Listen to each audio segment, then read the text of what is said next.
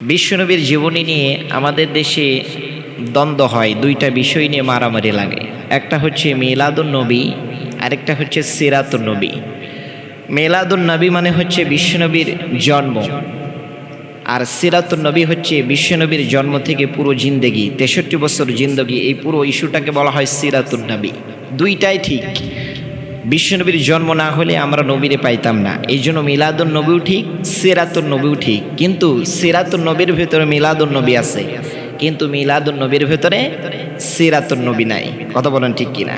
বিশ্বনবী যেই দিন আসলো, কোন দিন আসলো, কি করলেন, সাহাবেকরাম কি করলেন, তাবেইনরা কি করলেন, এগুলোর ভেতরেই আমাদের জন্য আদর্শ রয়েছে। এর বাহিরে আমাদের জন্য কোনো আদর্শ নেই। বিশ্বনবী এসেছেন 570 খ্রিস্টাব্দে, কেউ বলেছেন 571 খ্রিস্টাব্দে। তারিখ নিয়েও মতভেদ আছে, কেউ বলেছেন 9 রবিউল আউয়াল, কেউ বলেছেন 12 রবিউল আউয়াল, কেউ বলেছেন 13 রবিউল আউয়াল। কিন্তু বিশ্বনবী যে সোমবার দিন এসেছে এতে কোনো সন্দেহ নেই। বিশ্বনবীকে প্রশ্ন করা হলো, সুইলা আন সাওমি ইয়াউমিল ইসনাইন, ও নবী আপনি কেন সোমবার দিন রোজা রাখেন? এর কারণটা কি আমরা তো বুঝতে পারলাম না। বিশ্বনবী বলেন, যালিকা ইয়াউমুন বুলিতু ফীহি, সোমবার দিন আমি এই পৃথিবীর জমিনে আগমন করেছি, সোমবার দিনে আমি এই পৃথিবীর জমিনে জন্মগ্রহণ করেছি, এই জন্য আমি এই দিনে রোজা রাখি। তাহলে কেউ যদি বিশ্বনবীর দিনটাকে সেলিব্রেট করতে চায়, উদযাপন করতে চায়, পালন করতে হয়, তাহলে তাকে রোজা রাখতে হবে। কথা বলেন ঠিক কিনা? কিন্তু আজকে আমরা বাংলাদেশে 12 রবিউল আসলে আমরা র্যালি করি, মিছিল করি, সারাদিন মিছিল করে নামাজ টামাজ বাদ দিই, এরপর আমরা বিরিয়ানি খাই, জিলাপি খাই। এগুলোর ভেতরে কোনো আদর্শ নেই। কথা বলেন ঠিক কিনা? আমরা বিশ্বনবীকে একদিন ভালোবাসবো কেন? বিশ্বনবীর জন্য আমরা একদিন রেডি করব কেন? আমরা তো বিশ্বনবীকে সারাটি জীবন ভালোবাসি। সকালবেলায় বিশ্বনবীকে ভালোবাসি, দুপুর বেলায় বিশ্বনবীকে ভালোবাসি, সন্ধ্যার বেলায় বিশ্বনবীকে ভালোবাসি, রাত্রিবেলায় বাসি। মুহররম মাস থেকে শুরু করে নিয়ে জিলহজ মাস পর্যন্ত পুরো 12টি মাসে আমরা বিশ্বনবীকে ভালোবাসি, ঠিক কিনা? আমরা বিশ্বনবীকে সারাটি মাসে ভালোবাসি, তো আমরা একদিন রেলি করব কেন? বিশ্বনবীর ভালোবাসার জন্য আমরা সারাটি জীবন উৎসর্গ করব। কথা বলেন ঠিক কিনা? বিশ্বনবী চরিত্র ছিল কোরআনের চরিত্র, বিশ্বনবীর চরিত্র ছিল কোরআনের চরিত্র, বিশ্বনবীর আদর্শ ছিল কোরআনের আদর্শ। আম্মা জান সাইয়েদানা আয়েশাকে জিজ্ঞাসা করা হলো, ও মা, আমার নবীর চরিত্র কেমন ছিল, আমার পেয়ারা নবীর চরিত্র কেমন ছিল, তার আচার আচরণ, তার ব্যবহার কেমন ছিল? কারণ একজন স্ত্রী তার স্বামী কেমন, একজন স্ত্রী চাইতে এই পৃথিবীর মানুষ ভালো জানবে না আমি কেমন, আমার বউ জানে। কারণ একটা স্ত্রীর সঙ্গে একই ছাদের নিচে একই ঘরের ভেতরে বসবাস করার কারণে ওই লোকটা আসলে কি কেমন, ভালো না মন্দ, তার স্ত্রীর কাছে প্রকাশ পেয়ে যায়। এই জন্য আম্মাজান সাইয়েদানা আয়েশাকে বললেন, ও মা, ও উম্মুল মুমিনিন, বলেন তো দেখি আমার নবীর চরিত্র কেমন ছিল?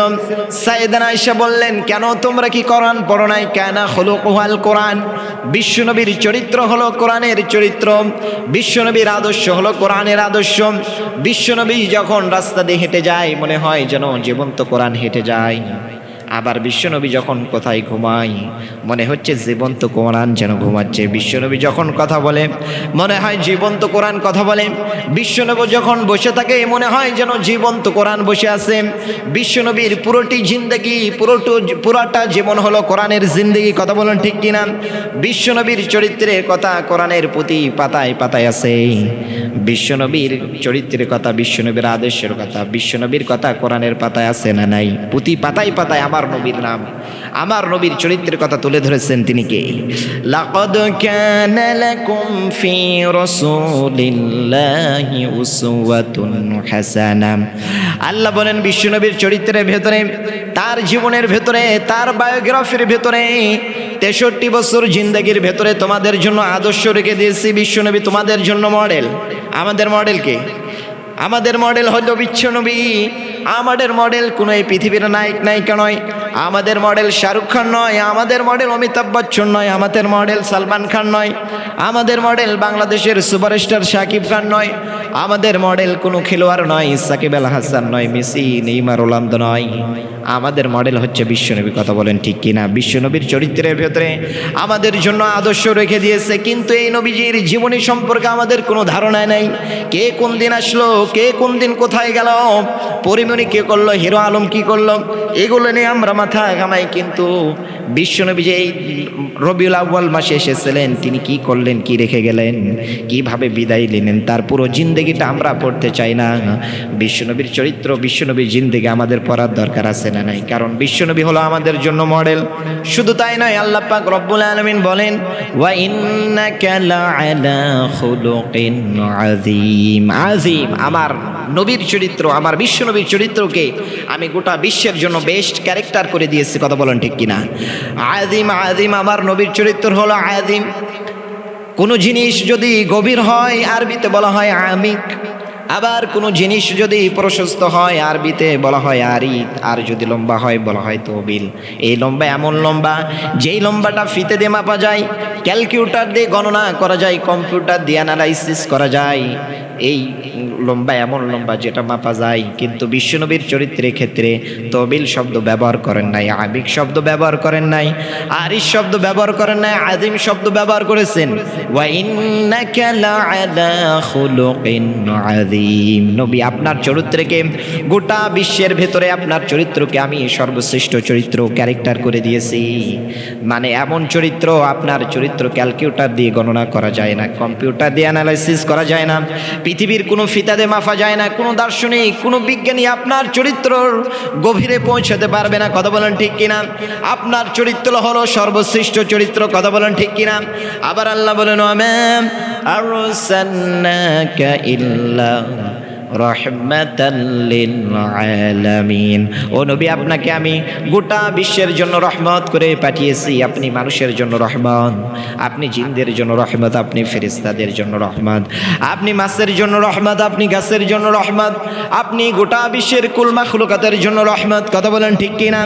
এবার আল্লাহ বলেন, আমার ভালোবাসা যদি পেতে চাও, আমার দয়া, আমার মহব্বত, আমার অনুগ্রহ, আমার ভালোবাসা যদি পেতে চাও, তাহলে বিশ্বনবীকে ভালোবাসার দরকার আছে না নাই? কুল ইন কুনতুম তুহিব্বুনাল্লাহা ফাত্তাবিউনি ইউহিব্বুকুমুল্লাহু ওয়া ইয়াগফির লাকুম যুনুবাকুম ওয়াল্লাহু গফুরুর রহিম। আল্লাহ বলেন, আমার দয়া, আমার অনুগ্রহ, আমার রহমত যদি পেতে চাও, তাহলে বিশ্বনবীকে ভালোবাসতে হবে। কথা বলেন ঠিক কিনা? বিশ্বনবীকে ভালোবাসলে আল্লাহর দয়া পাওয়া যাবে, জিন্দেগির গুনাহ মাফ হয়ে যাবে। কথা বলেন ঠিক কিনা? এই জন্য বিশ্বনবী যখন এই পৃথিবীর জমিনে আসলেন, আল্লাহ পাক রব্বুল আলামিন রবিউল আউয়াল মাসে বিশ্বনবীকে এই পৃথিবীর জমিনে পাঠিয়ে দিলেন। বিশ্বনবী আসার আগ দিয়ে আল্লাহ তাআলা কিছু আগাম বার্তা দিয়েছেন, যেটাকে আরবিতে বলা হয় ইরহাসাত। নবী আসার আগে আল্লাহ তাআলা নবুয়তের কিছু পূর্বাভাস দেখান, আগাম বার্তা দেন, সেটাকে আরবিতে বলা হয় ইরহাসাত, মানে আগাম বার্তা। আর নবী আসার পরে যেটা ঘটে সেটাকে বলা হয় মুআজিজা। আরেকটা রয়েছে কারামত, যেটা আল্লাহ নবীদেরকে দেন নাই, রাসূলদেরকে দেন নাই, ওলিদেরকে দিয়েছেন। আলামাতুন কারামাতুল আউলিয়া হক, ওলিদের কারামত হলো হক, সত্য। কথা বলেন ঠিক কিনা? কিন্তু আমার দেশে এমন পীরের কেরামত আমরা দেখতে পাই, বলে আমার পীরের কেরামত, অমুক পীরের কেরামত।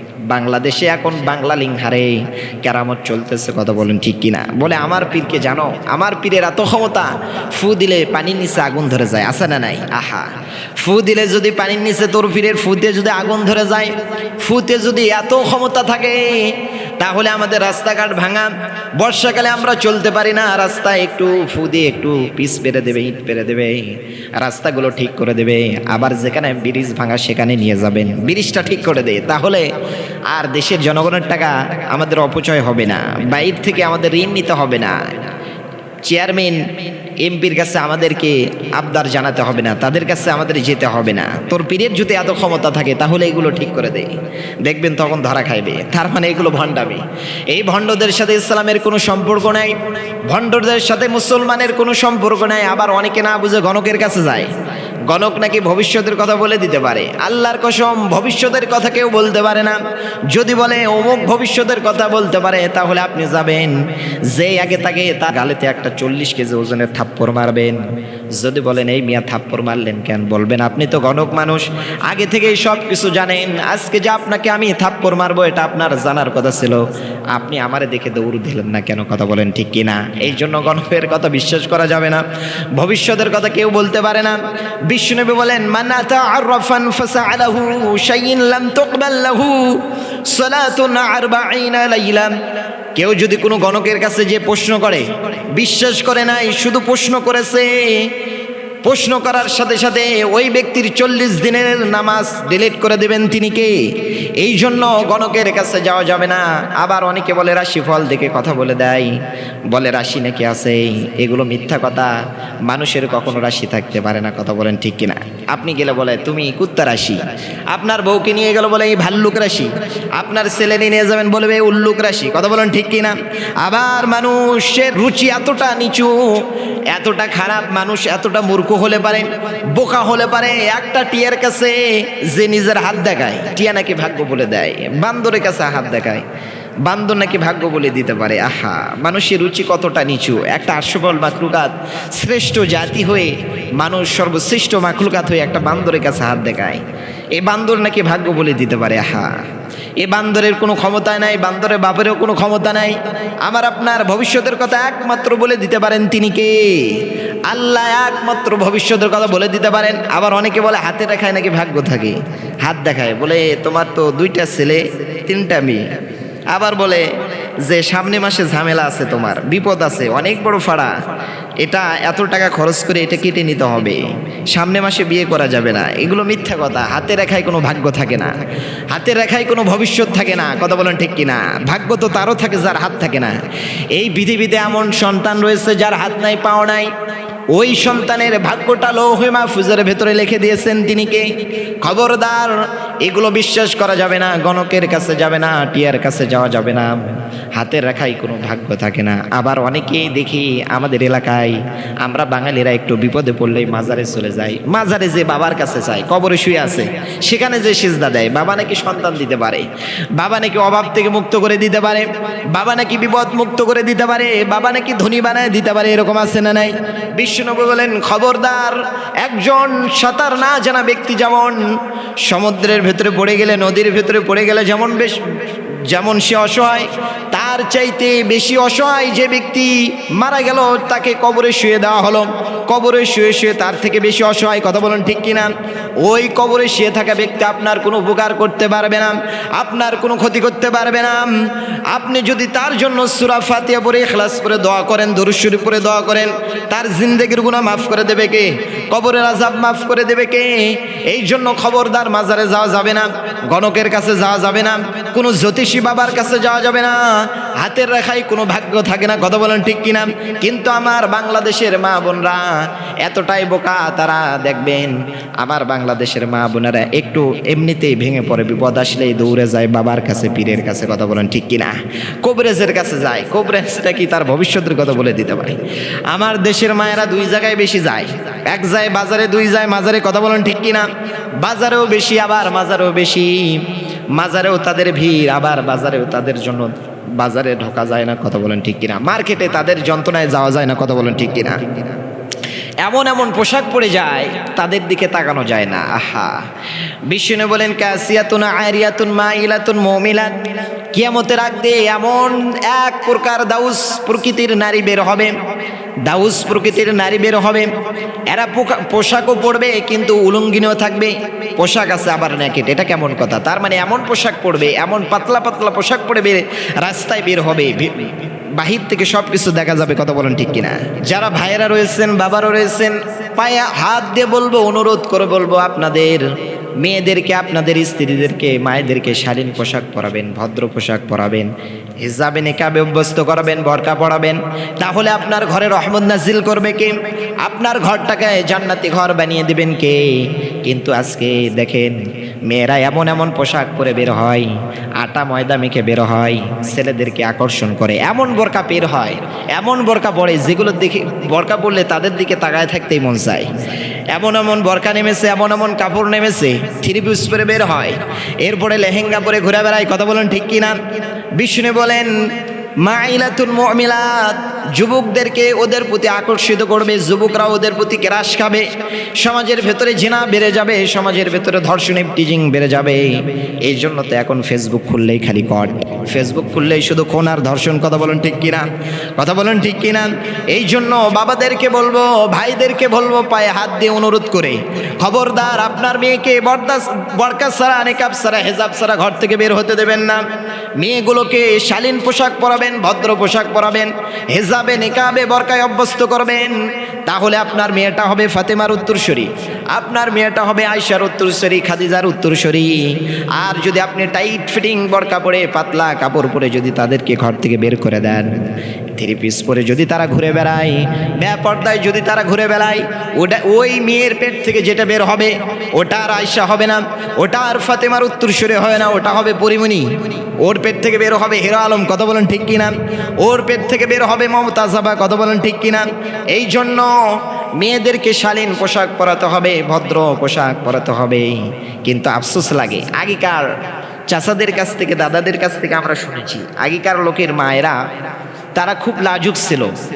রাস্তা দিয়ে যখন কোনো হুজুর যেত, কোনো মুরব্বী লোক হেঁটে যেত, ওরা শরমে এক কোনায় ঘোমটা দিয়ে তাদের মুখটা ঢেকে রাখতো। হুজুর চলে গেলে তারপরে তারা রাস্তা দিয়ে চলতো। কিন্তু এখন আমাদের মেয়েদের কোনো লাজ শরম নাই। এখন মেয়েদের ধাক্কা ইমাম সাহেব এক কোনায় পড়ে থাকে, হেতেরা যায় এমনি, আর ইমাম সাহেব বিড়ালের বাচ্চার মতো মার্কেটের কোনায় পড়ে থাকে। কথা বলেন ঠিক কিনা? এই জন্য মেয়েদেরকে বলবো, মায়েরা পায়ে হাত দিয়ে বলবো, অনুরোধ করে বলবো, খবরদার বেপরদায় ঘোরাফেরা করবেন না, বরকা ছাড়া হেজাব ছাড়া আপনার রাস্তায় বের হবেন না। আপনি যদি বরকায় হেজাবে নিকাবে অভ্যস্ত হন, তাহলে আপনার ফ্যামিলিটারে জান্নাতি ফ্যামিলি বানিয়ে দেবেন তিনি কে? তাহলে যে কথা বলতেছিলাম, নবী আসার আগে যে ঘটনা ঘটে সেটাকে বলা হয় ইরা হাসাদ। আগাম বার্তা, আবার নবী আসার পরে যেটা ঘটে সেটাকে বলা হয় মুআজিজা। আবার আরেকটা রয়েছে কেরামত, যেটা আল্লাহ নবীদেরকে দেন নাই, রাসূলদেরকে দেন নাই, আল্লাহর ওলিদের দিয়েছেন। কথা বলেন ঠিক কিনা? বিশ্বনবীর জন্মের আগে আল্লাহ পাক রব্বুল আলামিন এর হাসাদ ঘটিয়েছিলেন, আগাম বার্তা দিয়েছিলেন। বিশ্বনবীর জন্মের 50 দিন পূর্বে ইয়ামিনের বাদশা আবরাহা দেখল মক্কায় কাবা ঘর থাকার কারণে পৃথিবীর বিভিন্ন দেশ থেকে হাজিরা জিলহজ মাস আসলে মক্কায় যায় হজ করতে, আর পৃথিবীর বিভিন্ন লোক যাওয়ার কারণে মক্কায় বিজনেস ভালো হয়। আবরাহা দেখলো যে না না, আমার একটা কাবা বানাতে হবে। আবরাহা তখন ইয়ামিনে একটা কাবা তৈরি করলো। সে ঘোষণা দিয়ে দিল, ও পৃথিবীর মানুষ, ও আরবের মানুষ, আর ওই মক্কার কাবা ঘরে যেতে হবে না, ওই পুরাতন কাবা, ভাঙ্গা কাবায় যেতে হবে না। আমি তার চেতে অনেক সুন্দর ডিজিটাল কাবা তৈরি করেছি, কোটি কোটি টাকা খরচ করে সুন্দর একটা কাবা তৈরি করেছি। আগামী বছর থেকে আর মক্কায় যেতে হবে না, সবাই আমার ইয়ামেনে চলে আসবা।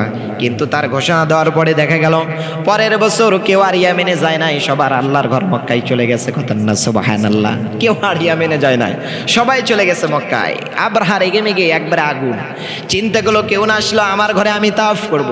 তাওয়াফ করার জন্য নিজের ঘরে গেছে, দরজা খোলার সঙ্গে সঙ্গে দেখে কে যেন ঘরের ভেতর পায়খানা করেছে। আবরাহার মন মেজাজ খারাপ, ও আল্লাহর সাথে পাল্লা দিয়ে কাবা ঘরের সাথে টেক্কা দিয়ে ঘর তৈরি করেছিল, আল্লাহ ওটা পায়খানা বানিয়ে দিয়েছে। কথা বলেন ঠিক কিনা? আবরাহা আর রেগে মেগে আগুন হয়ে গেল। এবার সিদ্ধান্ত নিল মক্কার কাবা ঘরকে রাখবে না। মক্কার কাবা ঘরকে ধ্বংস করার জন্য হাজার হাজার সেনাবাহিনী নিয়ে, হাতির বহর নিয়ে মক্কার জমিনে চলে আসলো। ওয়াদি মুআসসারে এসে বিশ্বনবীর দাদা আব্দুল মুত্তালিবের ছাগলগুলো কিডন্যাপ করে নিয়ে গেল। বিশ্বনবীর দাদা আব্দুল মুত্তালিব আবরাহার কাছে গিয়ে বলে, কি ব্যাপার, আমার ছাগল কেন ধরে নিয়ে এসেছো? আবরাহা বলল, আমি শুনতে পেলাম তুমি নাকি এই কাবার মালিক, তুমি নাকি কাবার মুতাল্লিম। তো আমরা ইয়ামেন থেকে এসেছি এই কাবাকে ভাঙার জন্য, এই কাবা ঘরকে ধ্বংস করার জন্য। তুমি কি আমাদের সাথে মোকাবেলা করতে চাও কিনা, বাধা দিতে চাও কিনা? তোমার মতামতটা কি, তোমার বক্তব্যটা কি? আব্দুল মুত্তালিব বলেন, কে বলেছে আমি কাবার মালিক? আমি তো কাবার মালিক নই, আমি হচ্ছে কাবার খাদেম, কাবা ঘরের দেখাশোনা করি। আমি হচ্ছে ছাগলগুলোর মালিক, কাবার মালিক আমি নই। কাবার একজন মালিক রয়েছে, তিনি তোমার সাথে কি ব্যবহার করবে, কি আচরণ করবে সেই ভালো জানে। আমার ছাগলগুলো আমারে দিয়ে দাও, আমি চলে যাই, তোমার সাথে আমার কোনো দ্বন্দ্ব নাই, কোনো ঝামেলা নাই। আবরাহা তো অবাক, কি রে, কাবার জন্য এর মন কাঁদে না, কাবা ভাঙতে এসেছে, সে কোনো প্রতিবাদ করবে না, কোনো বাধা দেবে না। সে ছাগলের জন্য তার অন্তর কাঁদে, ছাগলগুলো নিয়ে যেতে চায়, তার ছাগলগুলো তারে দিয়ে দেয়। এবার বিশ্বনবীর দাদা আব্দুল মুত্তালিব ছাগলগুলো নিয়ে তার পরিবারের লোকজনদেরকে নিয়ে মক্কার ভালো ভালো মানুষদেরকে নিয়ে আব্দুল মুত্তালিব পাহাড়ের উপর উঠে মক্কার পাহাড়ের উপর উঠে আল্লাহর কাছে দুহাত তুলে গদ্দ শুরু করে দিলেন। বললেন, ও রব্বি কারিম, ও কাবার মালিক আল্লাহ, ও কাবার মালিক আল্লাহ, আবরাহা এসেছে তোমার ঘর ভাঙার জন্য। আমার কোনো শক্তি সমর্থ নাই, সেনাবাহিনী নাই, আমার কোনো পুলিশ নাই, আনসার বিডিআর চৌকিদার কেউ নাই যে আবরাহার বাহিনীর সাথে মোকাবেলা করব।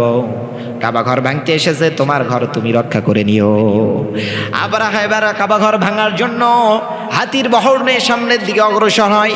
কিন্তু কি আজীব তামাশা, হাতি কিছু দূর যাওয়ার পরে মাটিতে বসে গেল হাঁটু গেড়ে, হাতি আর সামনে যায় না। এবার আবরাহার সেনাবাহিনীরা চাবুক দিয়ে হাতির পিঠে আঘাত করতে লাগলো, হাতির শরীরে চামড়া ফেটে রক্ত বের হয়ে যায়, কিন্তু হাতি সামনের দিকে যায় না। কি আশ্চর্য, কি আজীব তামাশা! কিন্তু হাতিগুলোকে যখন পেছনের দিকে তাড়া করে, পেছনের দিকে দৌড়ায়, ডান দিকে যখন তাড়া গায় ডান দিকে দৌড় দেয়, বাম দিকে তাড়া দিলে বাম দিকে দৌড় দেয়, কিন্তু সামনে যায় না। কারণ সামনে গেলে ঝামেলা আছে না নাই? কারণ হাতি জানে এই কাবার একজন মালিক রয়েছে। হাতি হয়ে কাবা চিনেছে, হাতি হয়ে কাবার মালিক রে চিনেছে, কিন্তু মানুষে চিনে নাই। কথা বলেন ঠিক কিনা? এই জালেমগুলো, এই বেঈমানগুলো চিনে নাই, এদের নসিব খারাপ। কথা বলেন ঠিক কিনা? এবার আবরাহা কাবা ঘর ভাঙার জন্য বারবার যখন হাতিকে আঘাত করে, এবার আল্লাহ বলেন, অনেক হয়েছে আবরাহা, তোকে আর ছাড় দেওয়া যাবে না। কারণ আমার আল্লাহ ছাড় দেন কিন্তু ছেড়ে দেন না। কথা বলেন ঠিক কিনা? আমার আল্লাহ জালিমদেরকে, স্বৈরাচারদেরকে, নাফরমান বান্দাদেরকে ছাড় দেন, ঢিল দেন, দেখি ফিরে আসি কিনা, হেদায়েতের পথে আসি কিনা। যখন না আসে, ফিরে যখন না আসে, তখন আমার আল্লাহ টাইট দেন। কথা বলেন ঠিক কিনা?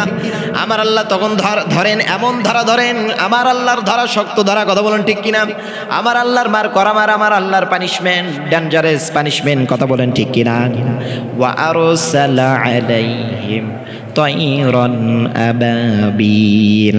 আল্লাহ পাক রব্বুল আলামিন ঝাঁকে ঝাঁকে আবাবিল পাখি পাঠিয়ে দিল, আবাবিল পাখি পাঠিয়ে দিল লোহিত সাগরের উপর দিয়ে। ঝাঁকে ঝাঁকে ছোট্ট ছোট্ট পাখি সবাই চলে আসলো আবরাহার বাহিনীকে ধ্বংস করার জন্য। ছোট্ট ছোট্ট পাখি আসতে লাগলো, তাদের প্রত্যেকটা পাখির সাথে 3টা করে পাথর, ঠোঁটে একটা, 2 পায়ে 2টা। ছোট্ট ছোট্ট আবাবিল পাখি এসে ওয়াদি মুআসসারের উপর এসে আবরাহার বাহিনীর উপর সেটিং হয়ে গেলেন, হেলিকপ্টারের মতো, যুদ্ধ বিমানের মতো। এবার আল্লাহ বলেন, এবার পাথর ছেড়ে দাও। পাখিগুলো পাথর এক এক করে ছাড়ে। আবরাহার বাহিনীর সেনাবাহিনীর মাথায় হেলমেট ছিল, হেলমেট ছিদ্র হয়ে, মাথা ছিদ্র হয়ে, পেট ছিদ্র হয়ে প্রত্যেকটা পাথর 14 গজ মাটির নিচে ঢুকে যায়। পুরো বাহিনীকে আল্লাহ পাক রব্বুল আলামিন নাস্তানাবুদ করে দিয়েছিল। কথা বলেন ঠিক কিনা? এটা আমার নবী আসার 50 দিন আগের ঘটনা। এটাকে বলা হয় ইরহাসাদ, আগাম বার্তা। আমার নবী আসতেছেন। কথা বলেন ঠিক কিনা? কথা বলেন ঠিক কিনা? আমার নবী আসতেছেন, আগাম বার্তা দিয়ে দিলেন। নবী আসার আগে যেটা ঘটে সেটাকে কি বলা হয়? ইরহাসাদ। এরপরে গোটা পৃথিবীর সুপার পাহাড় ছিল পারস্যের বাদশা, তার বাসভবনের সামনে বিশাল একটা আগুনের শিখা ছিল, অগ্নিশিখা, হাজার হাজার বছর ধরে চলতেছিল। এই আগুনের শিখাটা জ্বালানির কোনো অভাব নাই, ফুয়েলের কোনো অভাব নাই, কিন্তু বিশ্বনবীর জন্মের কয়েকদিন পূর্বে ধপ করে আগুনের শিখাটা নিভে যায়। তার মানে আবার নবী আসতেছেন, আল্লাহ তাআলা আগাম বার্তা দিয়ে যাচ্ছেন। কথা বলেন ঠিক কিনা? কথা বলেন ঠিক কিনা? এই পৃথিবীর জালেম শাসকরা, এই পৃথিবীর মুশরিকরা, তোরা সাবধান হয়ে যা। কথা বলেন ঠিক কিনা? এর উপরে বিশ্বনবী আসার আগে আগাম বার্তা আল্লাহ পাক মেসেজ দিয়েছেন, সিগনাল দিয়েছেন, আগাম বার্তা দিয়েছেন। তার বাসভবনের সামনে বিশাল একটা প্রাচীর ছিল, সেই প্রাচীরের 14টি দেওয়ালের ইট খসে, 14টি ইট খসে মুহূর্তের ভিতরে জমিনে পড়ে যায়। কথা বলেন ঠিক কিনা? এগুলো হলো ইরহাসাদ, আগাম বার্তা। আমার নবী আসতেছেন। কথা বলেন ঠিক কিনা? এরপরে আমার নবী আসলেন দুনিয়ায়। তিনি যে আল্লাহর পয়গম্বর, তিনি যে সর্বশ্রেষ্ঠ নবী, এটা প্রমাণ করার দরকার আছে না নাই? ইকতারাবাতিস সাআতু ওয়ানশাক্কাল কমারু ইয়ারাউ আয়াতান ইউরিদুনা ইয়াকুলুনা সিহরুম মুস্তামির। মক্কার কাফের বেঈমানরা বলো, মক্কার কাফেররা বলে, ও নবী, তুমি নাকি আল্লাহর নবী, তুমি নিজেকে নবী দাবি করো, বুঝলাম।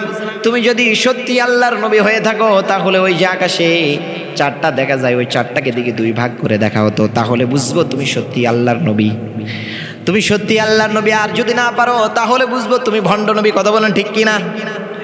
নাউযুবিল্লাহ। বিশ্বনবী তখন মক্কার কাফেরদের কথা শুনে আকাশের চাঁদের দিকে তার শাহাদাতের আঙ্গুলটা উঁচু করে বিসমিল্লাহ আল্লাহু আকবার বলে এভাবে ইশারা করলেন। ইশারা করতে দেরি আল্লাহর হুকুমে চাঁদটা কাঁপতে কাঁপতে দুই ভাগ হয়ে যেতে দেরি হলো না। কথা বলেন ঠিক কিনা?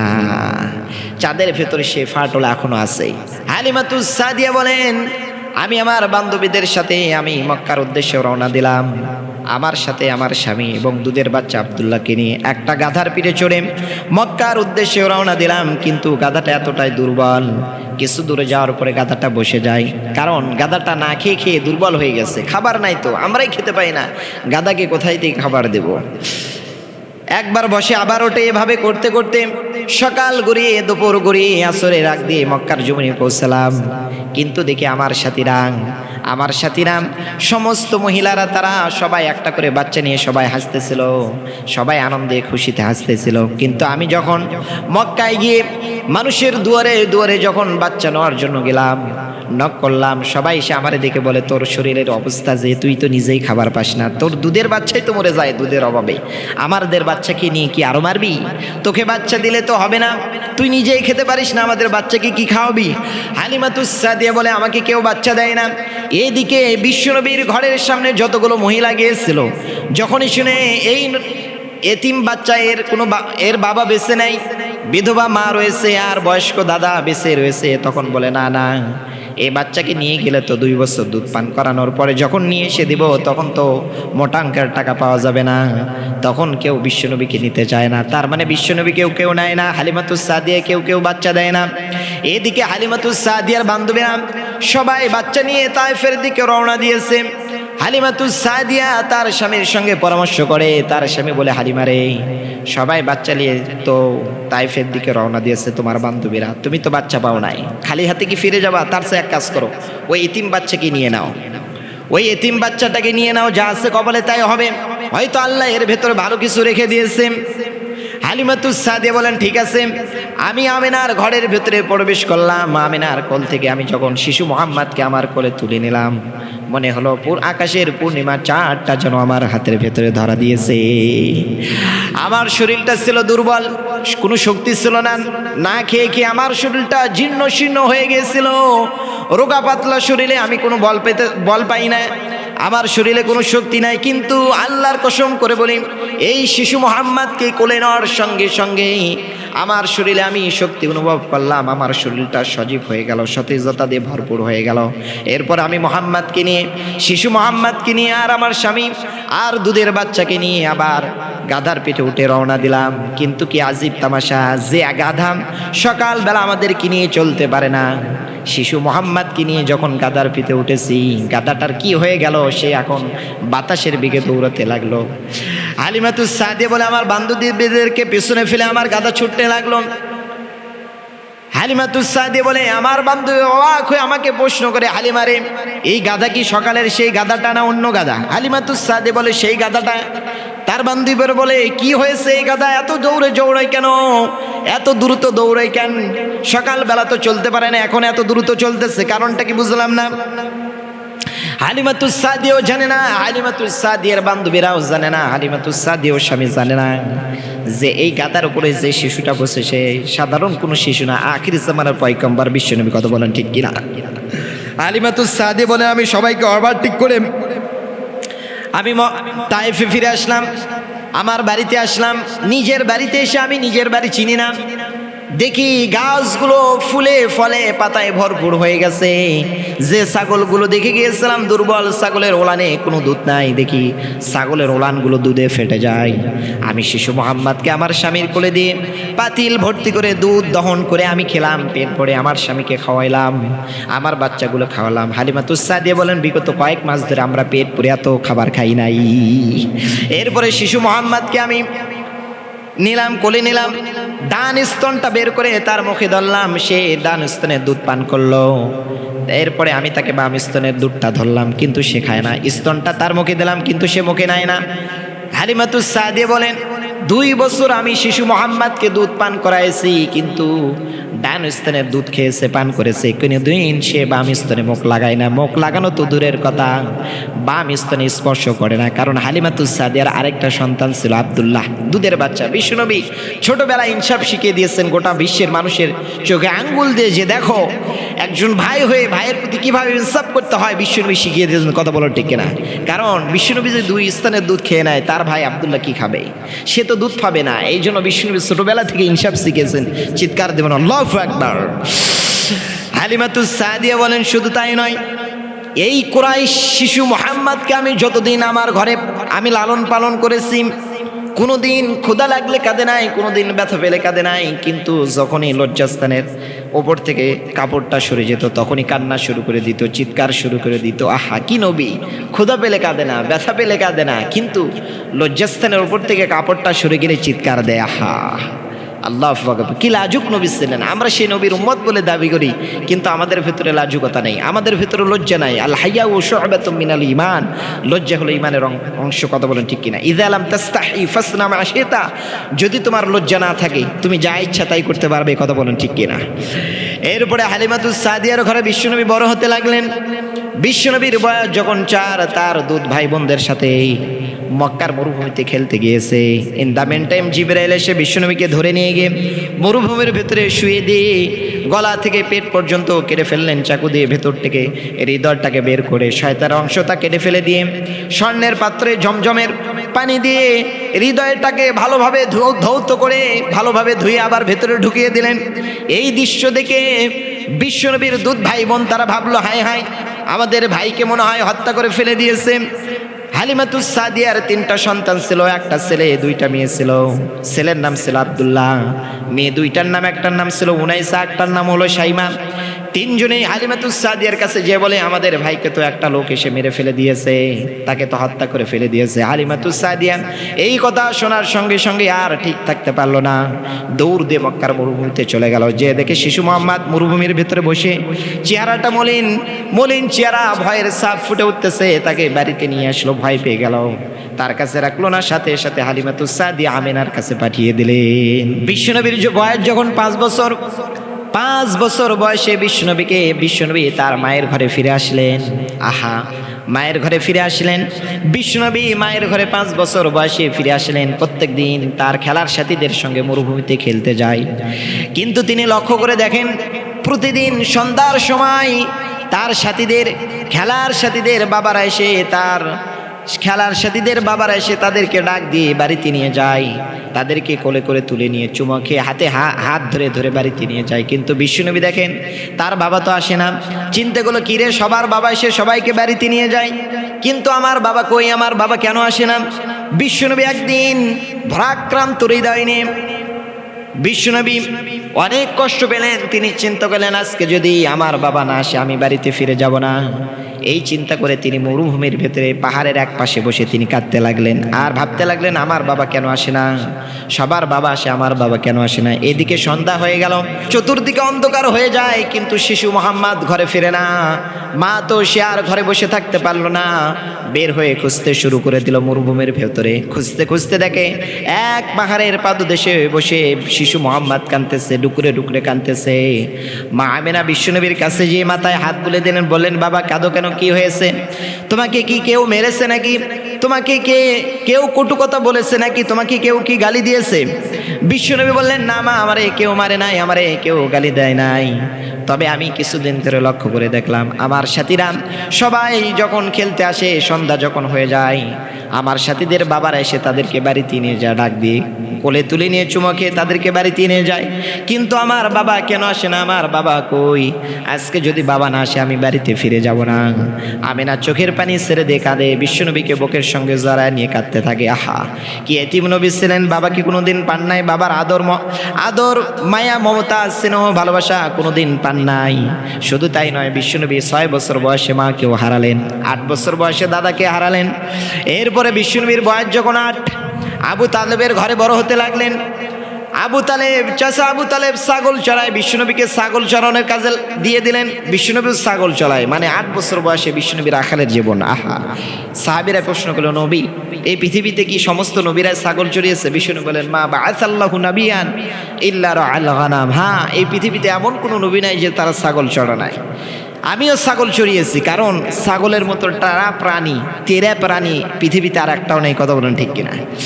আপনি যদি তার সামনের দিক থেকে টানেন, সে সামনে যায় না, খাপটি মেরা দাঁড়ায় থাকে। ডান দিকে টানবেন, ডান দিকে যায় না, বাম দিকে টানলে বাম দিকে যায় না, এই দিকে খেদাবেন, ওই দিকে দৌড় দেয়। কথা বলেন ঠিক কিনা? আবার চিন্তা করলেন, ছাগলের গায়ে একটু ময়লা, তার একটু গোসল করায়, আপনি পুকুরে নিয়ে গেছেন গোসল করানোর চিন্তায়, আপনি রশি ধরে টান দেবেন, রশি ছিঁড়ে যাবে, মাগার ছাগল সামনে যাবে না। কথা বলেন ঠিক কিনা? কি টারা টারা! এই জন্য আল্লাহ তাআলা প্রত্যেকটা নবীকে আগে ছাগল চড়িয়েছেন নবীকে দিয়ে, যে ছাগল চড়াও, এই টেরা প্রাণীকে যদি তুমি সোজা করতে পারো, তাহলে আমি তোমাকে নবুয়ত দিয়ে দেবো। কারণ এর চাইতে বেশি টারা হলো আমরা মানুষেরা। কথা বলেন ঠিক কিনা? কথা বলেন ঠিক কিনা? তার মানে বিশ্বনবীর 8 বছর বয়স, 8 বছরের জিন্দেগি হলো রাখালের জিন্দেগি। এরপরে বিশ্বনবীর বয়স যখন 12 বছর বয়সে বিশ্বনবী চাচা আবু তালেবের সাথে ব্যবসার কাজে হাত দেন। বিশ্বনবীর বয়স যখন 12, একটা 12 বছরে আমাদের দেশের ছেলেমেয়েরা তো 6-এও পড়ে না, তো 12 বছর বয়সে তিনি ব্যবসার কাজে হাত দিলেন।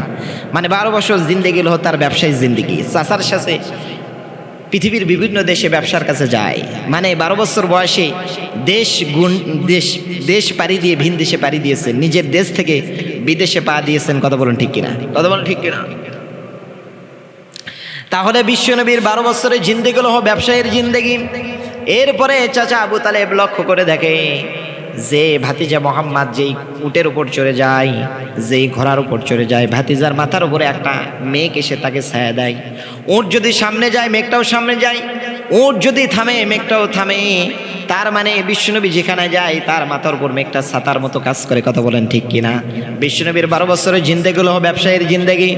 এরপরে বিশ্বনবীর বয়স যখন 15, বিশ্বনবী 15 বছর বয়সে কাবা ঘর তৈরি করলেন। চাচাদের সাথে কাবা ঘর তৈরি কাজে সাহায্য সহযোগিতা করলেন। বিশ্বনবীর সাতকার 12-13 বছরের, 10 বছরের তার সঙ্গীরা, তার সাথীরা সবাই লুঙ্গি খুলে পাথর, কাঁধে করে পাথর নিয়ে যায় একটা করে। সবাই লুঙ্গি খুলে কাঁধের উপরে রেখে একটা করে পাথর নিয়ে যায়, কাবা ঘরের পাশে নিয়ে যেয়ে রেখে দেয়। আর বিশ্বনবী 2টা করে পাথর বয়, কিন্তু লুঙ্গি খোলে না। কি লাজুক নবী ছিলেন! চাচা আবু তালেব এই দৃশ্য দেখে তো অবাক, কিরে সবাই লুঙ্গি খোলে, সবাই ন্যাংটা হয়ে পাথর বচ্ছে, কিন্তু আমার ভাতিজা কেন লুঙ্গি খোলে না? আবু তালেব এসে বলতেছে, ভাতিজা মোহাম্মদ, তুমি কেন লুঙ্গি খোলো না? সবাই তো লুঙ্গি খুলে কাঁধে নিয়েছে, ব্যথা পাবে না এই জন্য। তুমিও লুঙ্গি খোলো, কাঁধে দাও, দেখবে তোমার কাঁধে কোনো ব্যথা লাগবে না। বিশ্বনবী বললেন, চাচা আমার কাঁধে কোনো ব্যথা লাগে না, আমি লুঙ্গি খুলবো না। চাচা আবু তালেব বলে, আরে মিয়া, তুমি তো ছোট মানুষ, শরম করতেছো, লজ্জা করতেছো। আরে লজ্জার কিছু নাই, শরমের কিছু নাই, সবাই তো ল্যাংটা, সবাই তো লুঙ্গি খুলেছে, তুমি খুলে ফেলো। বিশ্বনবী বললেন, না আমি খুলবো না। চাচা আবু তালেব এবার বিশ্বনবীর লুঙ্গির গোছা ধরে টান দিয়েছে। টান দিতে দেরি, বিশ্বনবী চিৎকার মেরে জমিনে বেহুশ হয়ে যেতে দেরি হয় না। তার মানে বিশ্বনবীর লুঙ্গিও খোলা হয় না, বিশ্বনবী উলঙ্গও হয় না, বিশ্বনবীর লজ্জাস্থান পৃথিবীর কেউ দেখে নাই। কথা বলেন ঠিক কিনা? তার মানে 15 বছর বয়সে বিশ্বনবী কাবা ঘর তৈরি করলেন। এরপরে বিশ্বনবীর বয়স যখন 20, মক্কার যুবকদেরকে নিয়ে একটা সংগঠন তৈরি করলেন, সংঘ হিলফুল ফুজুল। সংগঠনের নাম কি? হিলফুল ফুজুল। যুবকদেরকে নিয়ে একটা সংগঠন করেছিলেন বিশ্বনবী 20 বছর বয়সে। ইয়ামেন থেকে এক ব্যবসায়ী লোক মক্কায় এসেছে পণ্য বিক্রি করার জন্য। তো মক্কার এক লোক আস ইবনে ওয়াইল, সে তার থেকে পণ্যটা নিয়ে বলতেছে, তোর টাকা দেব না, তুই কি করবি কর, আমি মক্কার মানুষ, আমি তোর টাকা দেব না। এবার লোকটা সাহায্যের জন্য চিৎকার শুরু করে দিল। বিশ্বনবী তার চিৎকার শুনে তার পাশে আসলেন। সব ঘটনা শুনে তিনি চাচা জুবাইরকে নিয়ে আর যুবকদেরকে নিয়ে একটা সঙ্গ করলেন, যে মক্কার জমিনে আর কোনো জালেম, কোনো মাজলুমের উপর অত্যাচার করবে না যতদিন পর্যন্ত আমাদের এই সংগঠন হিলফুল ফুজুল থাকবে। কথা বলেন ঠিক কিনা? বিশ্বনবী যুবকদেরকে নিয়ে হিলফুল ফুজুল সংগঠন তৈরি করেছিল, যুবকদেরকে নিয়ে সংঘ তৈরি করে দিয়েছিল।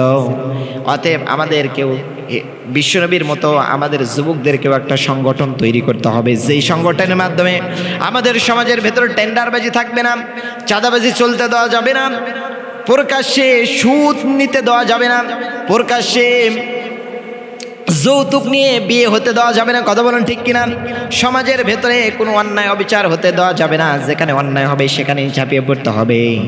বিশ্বনবী যেভাবে 20 বছর বয়সে বিশ্বনবী তার সাতকার যুবকদেরকে নিয়ে একটা সংগঠন তৈরি করার মাধ্যমে মক্কার জমিন থেকে অত্যাচার জালেমদের হাত মাটির সাথে ধূলিসাৎ করে দিয়েছিল, সেইভাবে আমাদেরকেও যুবকদেরকে এক হয়ে একটা সংগঠন তৈরি করে সমাজ থেকে সমস্ত অত্যাচার, দুর্নীতি, চাঁদাবাজি সব মুক্ত করতে হবে, কথা বলেন ঠিক কিনা, কথা বলেন ঠিক কিনা। সমাজের ভেতরে টেন্ডারবাজি, চাঁদাবাজি, ধর্ষণ এগুলোর বিরুদ্ধে আমাদেরকে রুখে দিতে হবে, কথা বলেন ঠিক কিনা, কথা বলেন ঠিক কিনা। এরপরে বিশ্বনবীর বয়স যখন 25 বছর বয়সে বিশ্বনবী বিয়ে করলেন, 40 বছরের বয়সের খাদিজাকে বিয়ে করলেন।